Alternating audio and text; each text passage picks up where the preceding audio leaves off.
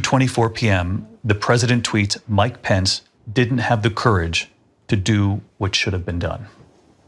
It angered me. But I turned to my daughter who was standing nearby, and I said, it doesn't take courage to break the law. It takes courage to uphold the law. I mean, the president's words were reckless. It was clear he decided to be part of the problem. We had our differences. And I told him that seeing those people ransacking the Capitol infuriated me. Is the former vice president just getting a clue? Could it be because he's trying to sell books? What in the unholy hell is going on here?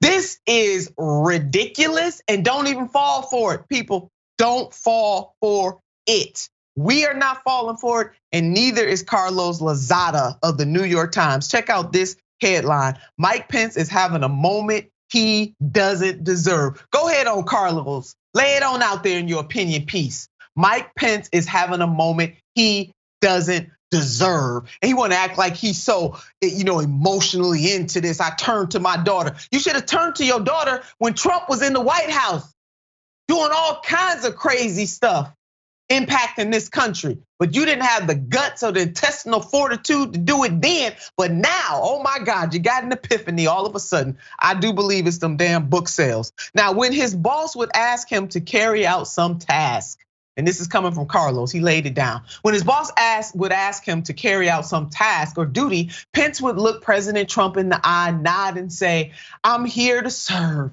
The phrase reoccurs in Pence's new memoir, So Help Me God. You know what? Former Vice President Pence, God damn sure need to help you. You need some help, brother. You do.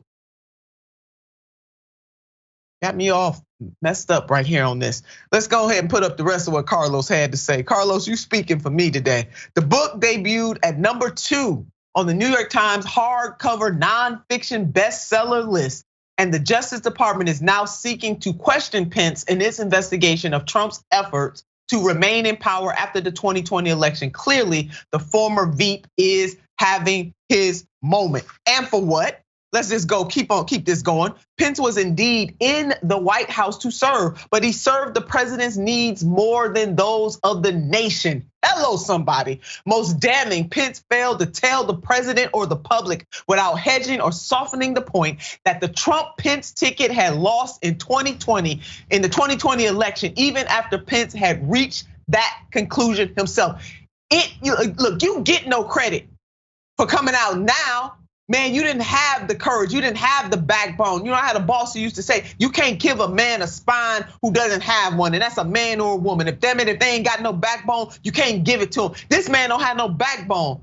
Trump didn't care if the people came to lynch Pence. He still didn't speak up for himself. Something wrong with this man. So help me God. God damn sure need to help you, brother. He does.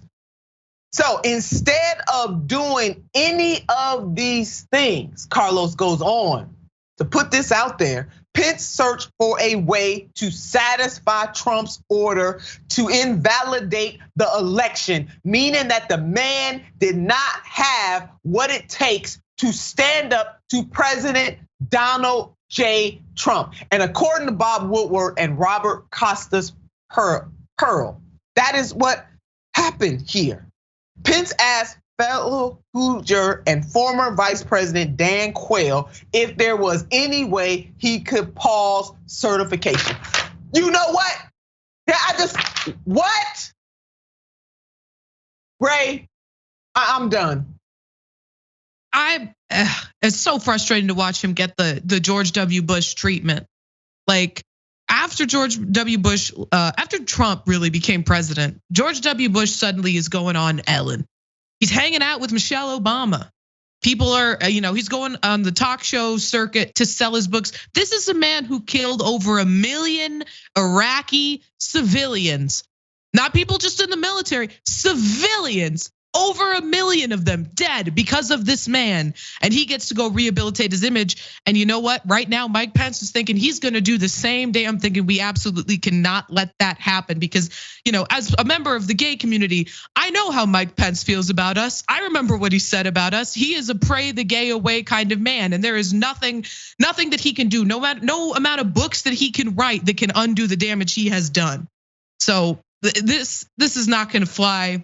We have to make sure that he does not get to, Lincoln Project rehabilitate his image in this way because he stood by Trump and against America for 4 years. And only once they said, hang Mike Pence, did he ever think, oh no, maybe I need to distance myself from Trump. Okay, he's a self-serving rat of a man and we don't need to let him back into, civil society. There it is, Ray. There it is. And so let's play this next clip quickly. Players from the San Francisco 49ers took a knee during the national anthem Sunday.